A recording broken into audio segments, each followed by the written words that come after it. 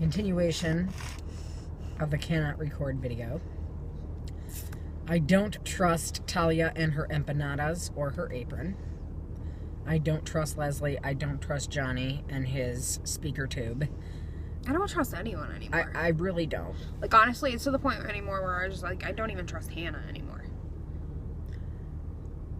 Okay. Now, I'm going to get into talking about what do you think was up with her taking that exact book that had the tape in it? Do you think she knew that the tape of Bethany was in there? Is that in fact Bethany that's on that tape recording? Hannah? Well, no, not Hannah, because Leslie took that book. And Mike seemed to know that that tape was in there, if you ask me. Yeah. So what's the relevance of that tape? Is that actually Bethany Young? And if so... It's supposed... Like, well... The thing is, it probably is Bethany Young, only because they did... I mean, this could have just been whatever, but...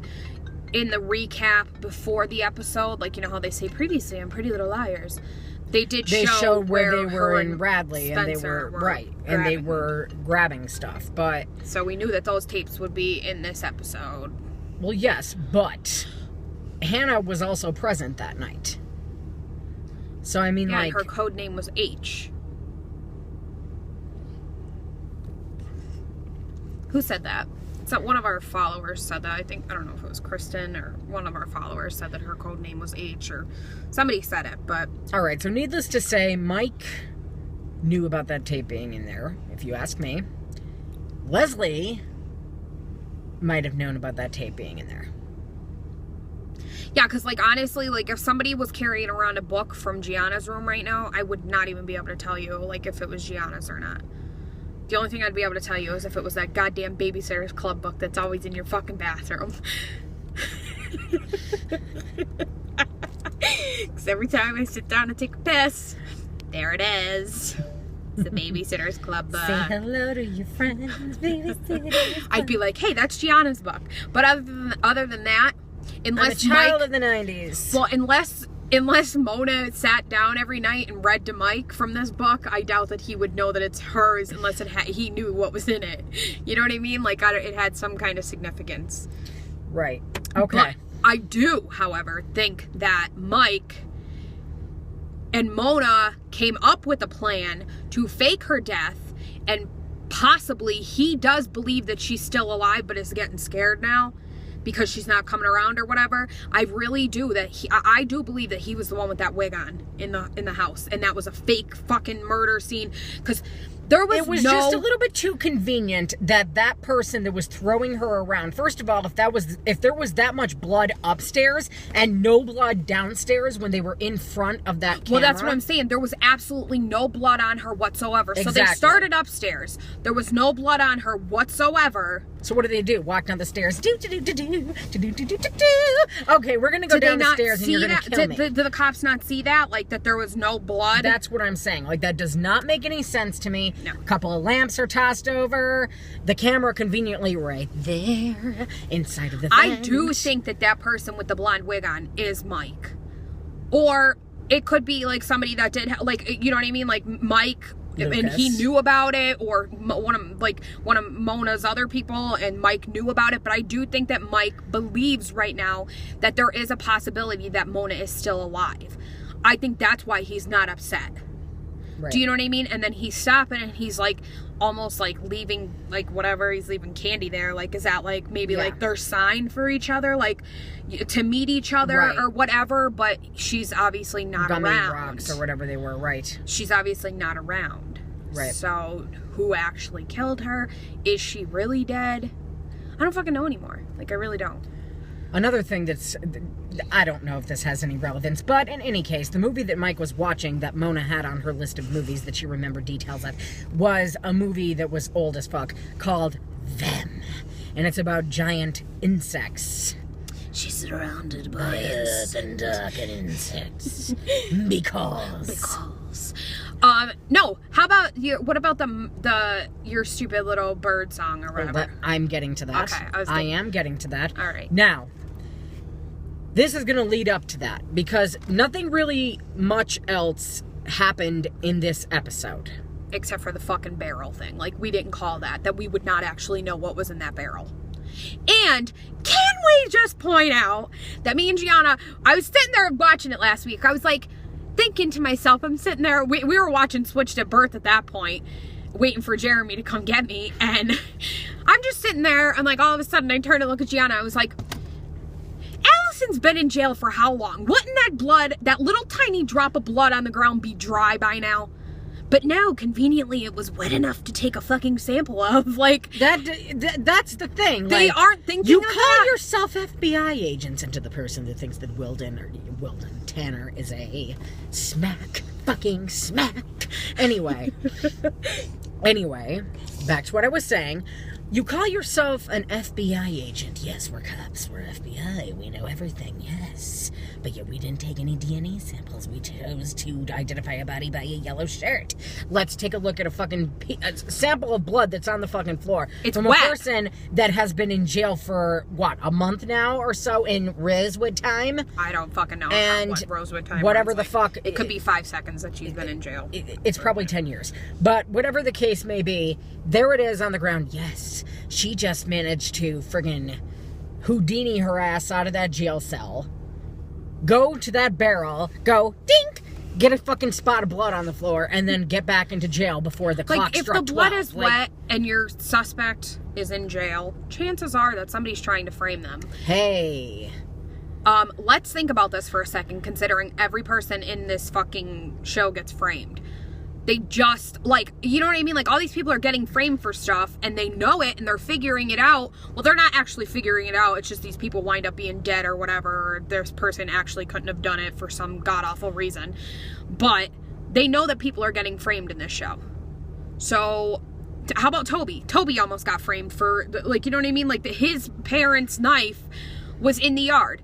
So why is he not saying, are we sure that that's Allison's blood? Why would it still be wet? It was a little tiny droplet. Exactly. Then we see that Mike has been visiting Allison in jail. Now, I don't know why, except for perhaps answers. I know why. Why do you think? I fucking know why, because I guarantee you, I think Allison and Mona came up with a plan. I think they started working together.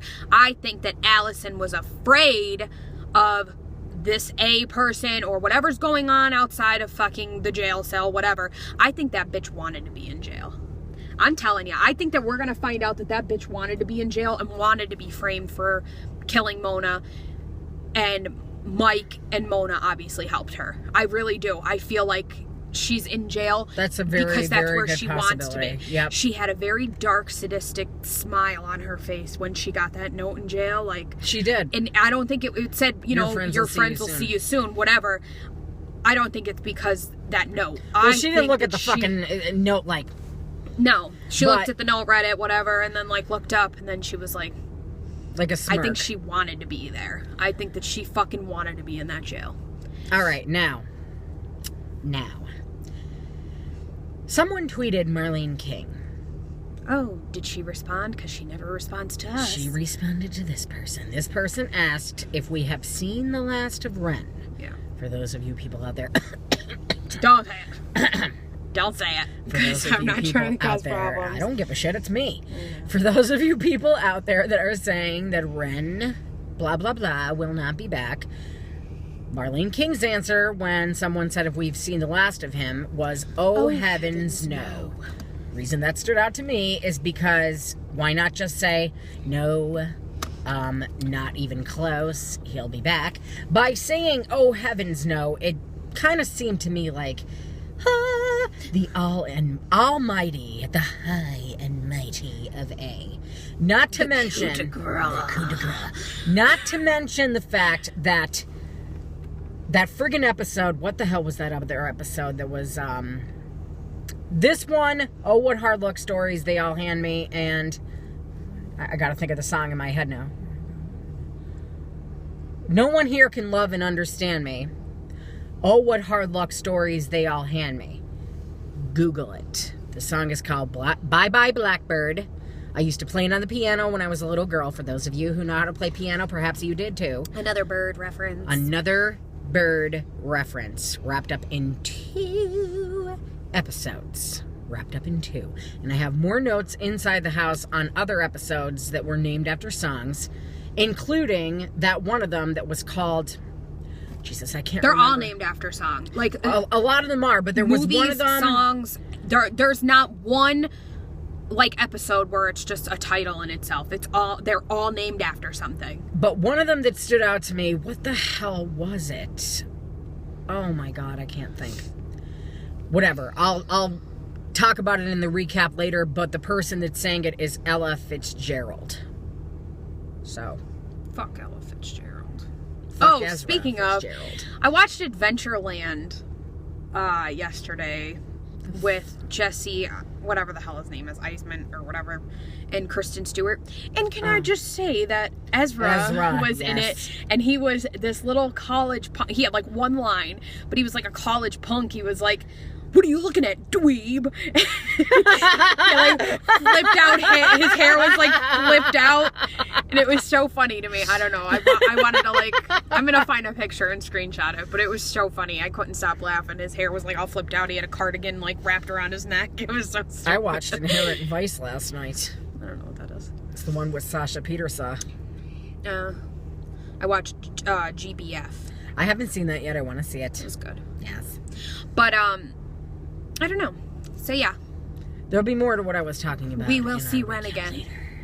And can we just point out that if fucking Keegan Allen, if what he says is true, which I don't know, I don't believe anything anybody says anymore. I don't care if they're fucking Marlene King. I don't care anymore.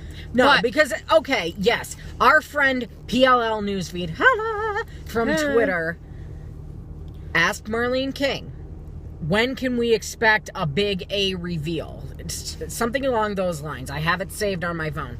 And Marlene King said, season 6 for sure. So, okay, if what is true is that we will find out in 525 and the girls will find out in season 6, and she can't say that or whatever the reason may be, why the hell are you allowing your people that are on the show go and say this if it's not true?